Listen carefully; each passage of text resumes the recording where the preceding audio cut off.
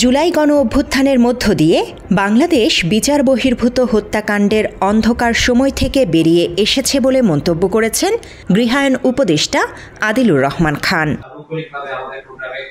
শনিবার ঢাকা বিশ্ববিদ্যালয়ের শেখ মুজিবুর রহমান হলে আয়োজিত আয়নাঘরের সাক্ষী গুম জীবনের ৮ বছর বইয়ের মোড়ক উন্মোচন ও গুম ফ্যাসিবাদী শাসনের নিকৃষ্ট হাতিয়ার শীর্ষক সেমিনারে এ মন্তব্য করেন তিনি। ফ্যাসিবাদ বিরোধী শাসন বাংলাদেশকে গুম করে ফেলেছিল, বাংলাদেশকে বন্দী করে ফেলেছিল, বাংলাদেশকে বিচার বহির্ভূত হত্যাকাণ্ডের জায়গায় নিয়ে গেছে। এর থেকে বাংলাদেশ বের হয়ে আসতে পেরেছে বিশাল ব্যাপার। আইনের শাসন প্রতিষ্ঠার জন্য, অপরাধীদের বিচারের জন্য চেষ্টা চলছে। বিচার প্রক্রিয়াও শুরু হয়েছে। আশা করব বাংলাদেশের জনগণ এবং যারা নিপীড়িত মানুষ বিচার পাবেন এবং অন্যায়ের পরিসমাপ্তি ঘটবে। জুলাই ঘোষণা এবং জুলাই সনদের ভিত্তিতে বাংলাদেশ নতুন বাংলাদেশে রূপান্তরিত হবে।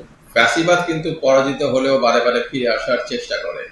আমরা যেন তা একত্রিতভাবে, ঐক্যবদ্ধভাবে, আমাদের মধ্যে বিভিন্ন মতের পার্থক্য থাকতে পারে, কিন্তু সবাই একত্রিত হয়ে যেন ফ্যাসিবাদের প্রতিহত করার কাজটা জারি রাখতে পারে। অনুষ্ঠানে বক্তারা বলেন, গুমের রাজনীতি ছিল ফ্যাসিবাদী শাসনের অন্যতম হাতিয়ার, যা জনগণের ভয় ও নীরবতার ওপর দাঁড়িয়েছিল। যার অন্যায়ের ব্যাপারে আমি কথা বলছিলাম, যার জন্য আমি একজন আজকে টার্গেটেড হয়ে গিয়েছি, মেনে নিলাম আমাকে এখান থেকে ছাড়বেন না, মেনে নিলাম আমাকে পরিবারের সাথে আমার যোগাযোগ করতে দিবেন না, কিন্তু সন্তান হিসেবে এতটুকু জানার অধিকার কি আমার নাই যে আমার পিতা কি বেঁচে আছেন না মারা গেছেন?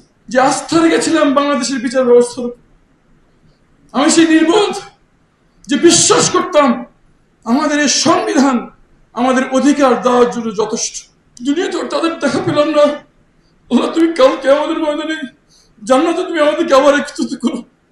এই দোয়া করতে করতে সূরা ইয়াসিন পড়তে পড়তে আমি বেরোচ্ছি এবং অপেক্ষায় ছিলাম এখনই একটি গুলির আওয়াজ শুনবো, সব শেষ হয়ে যাবে, কিন্তু সব শেষ হলো না। পরে জানতে পারলাম কিছু নিরাপদ বাচ্চা ছেলেমেয়ের শাহাদাতের বিনিময়ে আল্লাহ ফ্যাসিবাদকে বিতাড়িত করেছেন, আমাকে ফিরিয়ে দিয়েছেন আমার পরিবারের কাছে। আসুন যত হুমকি যেমন এই দেশ থেকে, এই দেশের মানুষের অধিকার আদায় করে থাকবো এই দেশে ইনশাআল্লাহ। মাত্র 30% টাকায় জমির মালিক হয়ে নতুন বাংলাদেশের গড়ে তোলার স্বপ্ন দেখা বাংলা বসতি। ডাকসুর ভিপি আবু সাদিক কায়েম বলেন, ফ্যাসিবাদী রাজনীতির দায় আওয়ামী লীগের, তাই তাদের বিচার হওয়া জরুরি। সেই সাথে গুমের দায়ে অভিযুক্ত আসামিদের জন্য বিশেষ ব্যবস্থা করারও সমালোচনা করেন তিনি। আমাদের শহীদদের যে আকাঙ্ক্ষা, সে আকাঙ্ক্ষা বাস্তবায়নের পথে তারা এই জাতির শত্রু, তাদেরকে বিচারের আওতায় নিয়ে আসতে হবে। কিন্তু আজকে দুর্ভাগ্যের বিষয়, আজকে আমরা দেখতে পাচ্ছি এই কিলার জেনারেলদেরকে তাদেরকে এসি প্রিজন বের করে নিয়ে আসা হচ্ছে, তাদেরকে যেখানে রাখা হচ্ছে সেখানে তাদেরকে এসির ব্যবস্থা করা হচ্ছে। এটা পুরো জাতির জন্য লজ্জা। জুলাই বিপ্লব পরবর্তী আমরা এই ধরনের এই খুনি জেনারেলদের এই অবস্থা আমরা দেখতে চাই না। আমরা তাদেরকে বাংলাদেশের আমাদের যে কারাগার আছে সেই কারাগারে তারা থাকবে। বাংলাদেশের যে আইন আছে, আন্তর্জাতিক অপরাধ ট্রাইব্যুনালের যে আইন আছে, সে আইন অনুযায়ী তাদের বিচার হবে। তারা যে হত্যা করেছে, তারা যে আইনাগর তৈরি করেছে, যে গুম খুনের সাথে জড়িত আছে, সে অনুযায়ী তাদের বিচার হইতে হবে। গুমের শিকার ব্রিগেডিয়ার জেনারেল আব্দুল্লাহিল আমান আজমি বলেন, তার আইনি লড়াই প্রতিহিংসা নয়, বরং ভবিষ্যৎ প্রজন্মকে ফ্যাসিবাদ মুক্ত বাংলাদেশ উপহার দেওয়ার প্রয়াস। এখানে আইনের ব্যাপারে কোনো বৈষম্য নেই। আমি মনে করেছি আমি যদি এই জুলুমের বিরুদ্ধে চুপ থাকি, আইনি লড়াই না করি, তাদেরকে আদালতে সোপর্দ না করি, আমি আল্লাহর কাছে জবাব দিতে পারবো না। আপনারা শুনেছেন আমি যেদিন ওয়ারেন্ট বেরিয়েছে এবং তারপর যেদিন তারা হাজির হয়েছে এই জেনারেলগুলো আদালতে, আমি সেদিন বেরিয়ে বলেছি আমি প্রতিহিংসার জন্য মামলা করিনি। আমি করেছি যেন ভবিষ্যতে এমন কোনো স্বৈরাচার এদেশে না হয়, এই মামলা দিয়ে যেন শিক্ষা লাভ করে।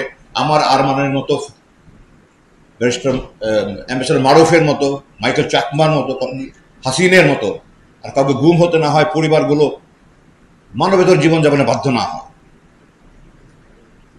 আমি বইয়ের গণনায় যাচ্ছি না, আপনারা বই পড়ে নেবেন। আমার দুটা উদ্দেশ্য ছিল আমি এই মামলা করেছি। একটা মেসেজ যারা ভবিষ্যতের রাষ্ট্রের কর্ণধার হবে তারা যেন কোনোদিন ধৃষ্টতা না হয় যে আমি আবার আইনের বিরোধী কোনো কাজ করব, জুলুম করব, অপশাসন করব। আয়োজনে জাতিসংঘ মানবাধিকার দপ্তরের হুমা খান, সাংবাদিক ডেভিড বার্গম্যান সহ বক্তারা বলেন, গুম ও নির্যাতনের ইতিহাস সংরক্ষণই ভবিষ্যতের ন্যায় বিচারের ভিত্তি। এই অত্যাচারী শাসকের নিপীড়ন থেকে বাঁচার জন্য ডেস্ক রিপোর্ট, বাংলা এডিশন।